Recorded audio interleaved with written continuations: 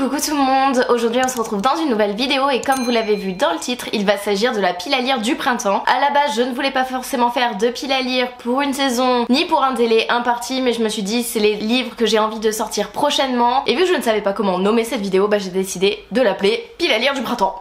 Écoutez, c'est pas de ma faute si quand j'ai envie de tourner cette vidéo on est au printemps, qu'on est le 25 mars à l'heure où je vous tourne cette vidéo et que j'avais envie de faire une pile à lire. Bon après je vous avoue, Manon elle m'a un peu donné envie également, donc voilà. Je vais vous présenter 10 livres que j'ai envie et ou que je dois sortir de ma pile à lire très prochainement, très rapidement sur les 3 prochains mois. Et vu que une saison fait 3 mois, vous avez compris le lien avec le titre de la vidéo et tout. On remarquera quand même qu'il y a une couleur prédominante dans cette vidéo. D'ailleurs n'hésitez pas à mettre un emoji de cette couleur une fois que vous l'aurez repéré et que vous voulez commenter mais que vous savez pas quoi. Allez, c'est le petit défi de cette vidéo. J'ai envie de sortir de ma pile à lire Supernova de Axel Ménéglier. C'est le premier tome, c'est l'Académie des constellationnistes. C'est publié chez Collection R. Je n'ai plus envie de lire le résumé, je vais juste vous lire la phrase d'accroche. C'est mon avantage, j'oublie toujours les résumés. J'adore, comme ça je me lance à l'aveuglette dans un roman. Mais je peux vous dire, dans le monde constellationniste, on a le zodiaque dans le sang. Le premier tome d'une trilogie fantastique haletante. Et j'ai hâte de me plonger dans cette histoire qui a beaucoup fait parler d'elle, qui me donne beaucoup envie. Depuis que je l'ai reçu en fin d'année dernière de la part de la Collection R, je vous avoue que je le fais languir parce que il y a trop de monde qui l'ont lu en même temps, j'avais peur de pas aimer autant que la hype du moment. Ça y est, la vibes s'est essoufflée, donc on va le sortir. Second livre que je dois lire prochainement, il s'agit d'un livre en fait suite au live Twitch, vous avez participé à un défi de communauté où vous mettez des points de chaîne et tout, et en fait le défi c'était que Livre Addict devait me choisir un livre et Livre Addict a choisi Sorcier, le 3e tome techniquement, mais vu que j'ai pas lu la saga, on va commencer par le premier tome de Maxime Fontaine et Romain Watson.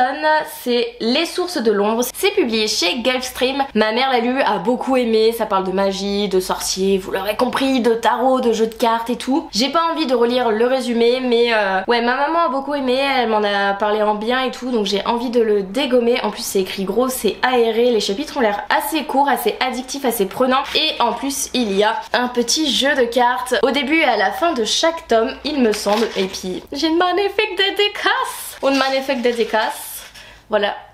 J'ai trop envie, surtout ma mère, du coup elle m'a acheté le tome 2 et le tome 3, donc j'ai toute la trilogie, donc je n'ai aucune excuse pour ne pas commencer Sorcier le premier tome. Puis de toute façon c'est un défi de communauté, donc je suis obligée de le lire pour ma communauté, c'est-à-dire pour vous. Troisième ouvrage que j'aimerais lire, je l'ai dit que je devais le lire, aussitôt acheté, aussitôt lu normalement. Bon, c'est pas totalement le cas, mais j'ai dit que je ne laisserai pas beaucoup d'écart entre ma lecture du premier tome et ma lecture du second et dernier tome. Il s'agit de Elipha's Villain, le second tome, La malédiction des 7, publié chez Milan, et c'est écrit par Amanda Foody et C.L. Herman. C'est mon chéri qui me l'a offert pour mon anniversaire. Ce livre est sorti le 6 mars, jour de mon anniversaire. Vous comprenez qu'il faut que je le lise prochainement. Vous le comprenez ça? J'ai adoré le premier tome. Autant le début du premier tome, j'étais en mode ouais c'est lent, c'est mou, les 100-150 premières pages, j'arrive pas à accrocher, il y a trop de personnages, j'arrive pas à faire les liens et tout. La fin non, Paul Kay, non, il me faut la suite. C'est quoi cette fin? J'étais en mode mais non.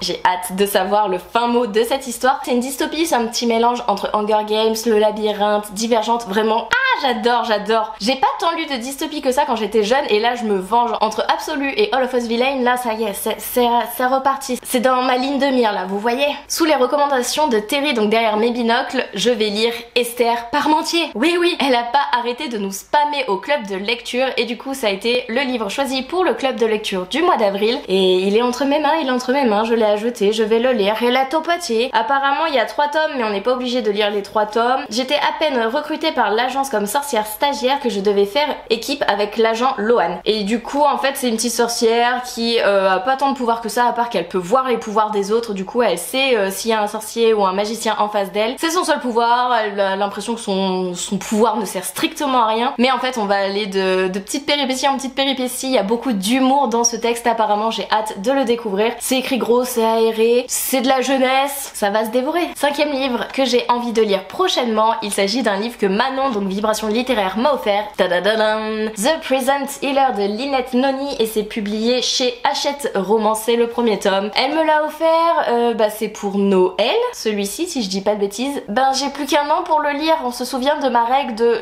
je reçois un livre, j'ai un an pour le lire, comme ça il dort pas dans ma pile à lire. Bah voilà.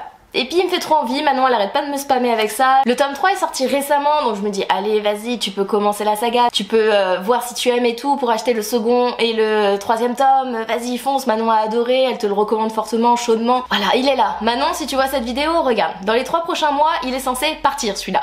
6e roman que j'ai envie de lire, ça fait un petit moment que j'ai envie de le sortir. J'ai essayé moult et moult fois, je ne l'ai pas encore sorti, aux grandes dames de certains et maintenant sûrement au bonheur de The Book of Manon je vais sortir Prospérine, virgule point et la phrase sans fin de Laure d'Argelos et c'est publié chez Rivka. J'ai la seconde version, le roman lui-même a des illustrations, a une mise en page toute particulière et tout et je vous avoue que je n'ai jamais lu le résumé, enfin si je l'ai eu une fois quand je l'ai rajouté dans ma pile à lire et après je ne l'ai pas relu et en fait c'est l'engouement pour ce roman, le fait que ça soit illustré avec une mise en page particulière qui me fait vraiment envie de le découvrir et du coup ben je me dis allez on va le sortir, on va essayer de le lire et de voir si on aime autant que tous ceux qui l'ont lu et qui ont aimé, à voir. J'adore la couverture, j'adore l'intérieur, j'ai hâte de découvrir l'histoire. 7e roman que j'aimerais sortir pour cette pile à lire du printemps, c'est un roman que j'ai mis ici car la sortie du second tome sort très prochainement au mois d'avril. Il s'agit de L'Engrange-Temps de Neil Pfeffer, c'est publié encore une fois chez Hachette. C'est le premier tome, le second tome sort prochainement et il me semble que c'est une duologie si je dis pas de bêtises et en fait j'ai tellement hâte de le découvrir. J'ai écouté beaucoup d'avis positifs sur ce roman. C'est un roman qui sort de d'habitude où on parle de chronolangue, c'est-à-dire du langage du temps et j'ai hâte de le découvrir. Je veux pas en savoir plus, vraiment je vais me plonger dedans sans avoir relu le résumé. Il fait environ 400 pages, ça va se dégommer, vraiment c'est écrit très gros, c'est très aéré et j'ai hâte de le commencer et de toute façon il faut que je le commence avant la sortie du second tome pour savoir si je continue ou pas cette saga. Un autre roman, le 8e, qui va faire plaisir à beaucoup de personnes, je vais, j'espère enfin sortir Le Pont des Tempêtes de Daniel L. Jessen, publié chez Brajlon. C'est le premier tome, on en est déjà au 3e tome, donc au premier tome du second cycle. Je n'ai toujours pas lu Le Pont des Tempêtes, oui, et pourtant j'ai le tome 2 et le tome 3 dans ma pile à lire. Je sais que quand le tome 4 sortira, le 5 et le 6, j'irai me les acheter, même si je n'ai toujours pas commencé le premier tome. Est-ce que je suis un pigeon? Totalement, mais j'ai tellement hâte de le découvrir au vu de tous les échos et c'est surtout le fait que, oui, ça va être une saga en plusieurs tomes, elle va être longue, mais qu'en fait dans les...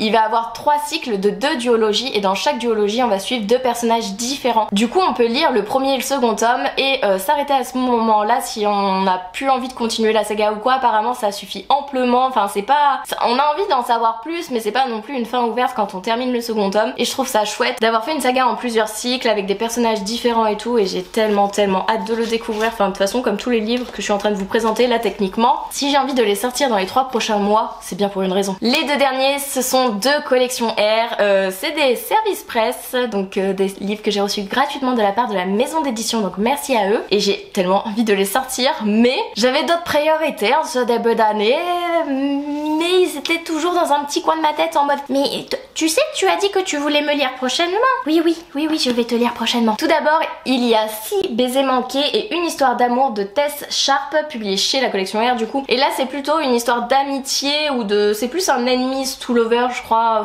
je sais pas comment dire. Alors, on va reposer les bases. En gros ces 2 filles ont une mère chacune, logique Anaïs, qui sont meilleures amies, sauf que les 2 filles là se détestent, sauf qu'elles vont devoir habiter ensemble un temps parce que l'une des 2 mères a une maladie et l'autre mère va du coup soutenir sa meilleure amie. Elles vont vivre ensemble, sauf que il s'avère qu'il y a un petit baiser qui va être manqué, donc c'est pour ça que je dis un enemies to lover parce qu'elles se détestent, mais au final elles s'apprécient beaucoup, voire même plus que ça. Et voilà, j'ai hâte de le découvrir. J'ai écouté de bons retours sur ce roman, c'est très aéré, c'est écrit gros. Voilà, j'ai hâte de me replonger dans un collection R. Je vous avoue que de lire des collections R, ça me manque. Et pour le dernier roman de cette pile à lire du printemps, encore un collection R, comme je le disais, il s'agit de celui-ci, Je t'ai aimé dans une autre vie de David Arnold, donc publié chez la collection R.